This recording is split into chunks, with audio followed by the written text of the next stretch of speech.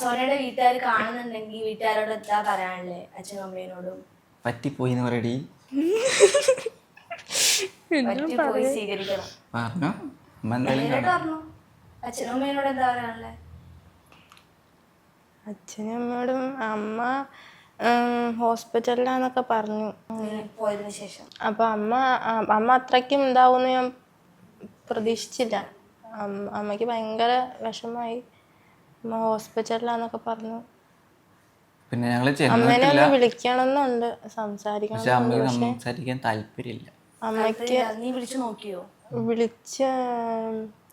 വിളിച്ചു, പക്ഷെ ഫോൺ മേടിക്കുന്നില്ല ഇവിടാന്ന് പറയുമ്പോ ഫോൺ മേടിക്കില്ല. അപ്പൊ ഹോസ്പിറ്റലായി എന്നൊക്കെ ആരാ പറഞ്ഞേ?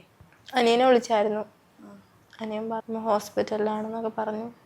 നീ പറഞ്ഞു ഒരുപാട് അമ്മ മാറിപ്പോയതാണോ, അമ്മ ഒരുപാട് തല്ലി അല്ലെങ്കിൽ ഒരുപാട് വഴക്ക് പറഞ്ഞു എന്ന് പറഞ്ഞു. ഇത്രയൊക്കെ ആയാലും നമ്മുടെ അമ്മയാ.